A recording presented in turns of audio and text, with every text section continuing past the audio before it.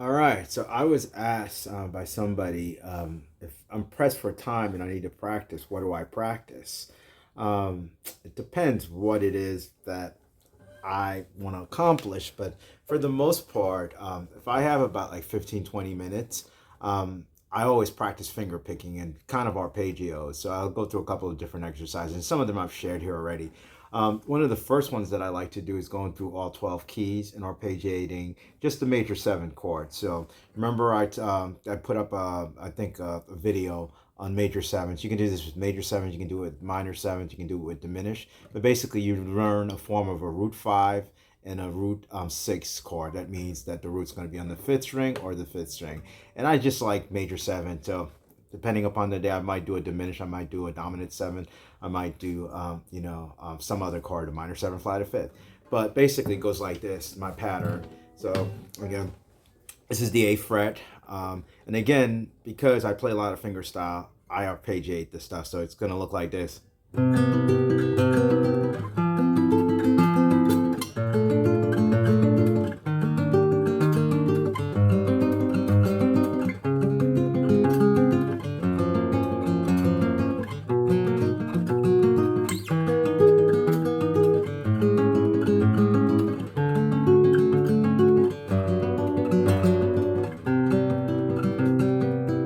Okay, so that's going through all 12 keys, and I might go slower, so I might have a tempo more like this.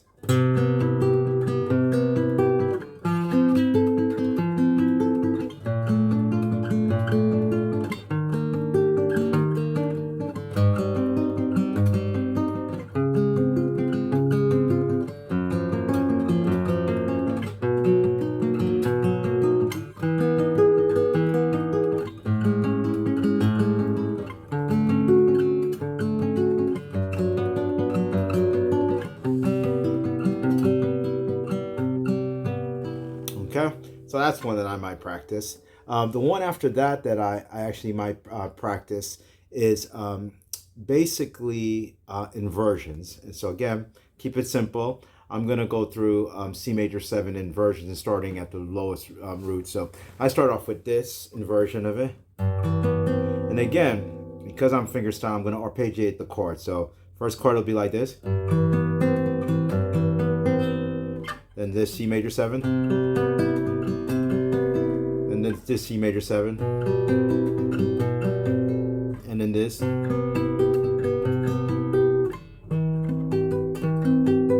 back down.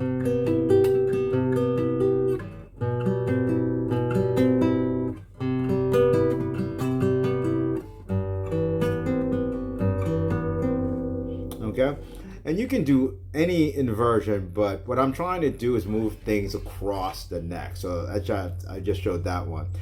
After that, what I might do will be an octave exercise that I think I got it from Scott Tennant's book, Pumping Nylon. Nylon. I don't know who does it. A bunch of other people do it as well. So he didn't invent it. So and it goes something like this. I'm going to go slowly. So you're just going to play octaves chromatically.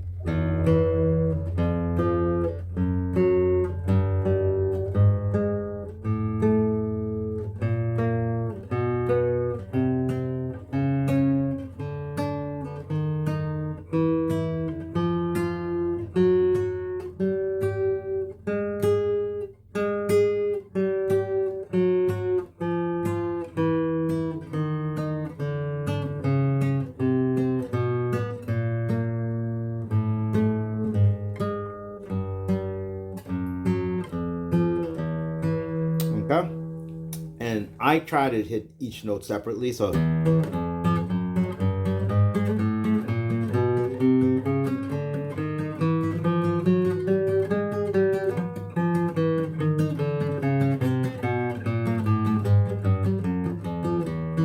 okay, you can also do it this way.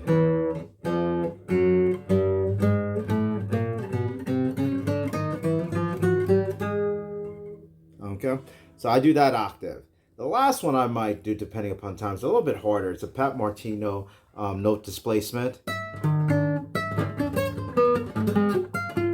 So it goes.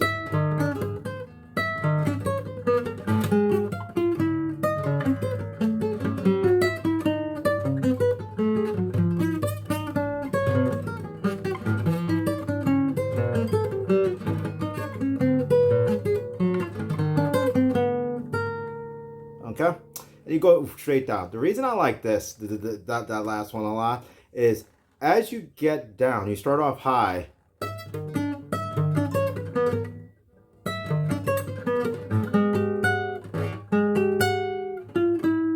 When you get down here and go, you have to stretch a lot more. So that's a hard one. You got to go really, really slowly on that. But so those are my go-to type of exercises. Other things that I might practice would just be something chromatic, like.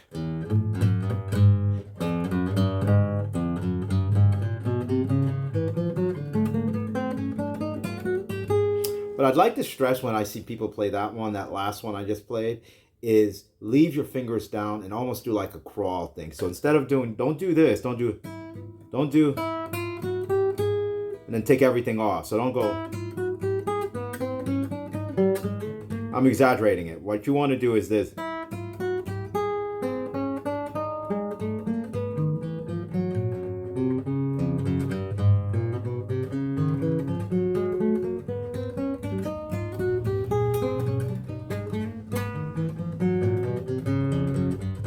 So try that. That's a lot harder to do, but it's you're not lifting your fingers. It's much more efficient.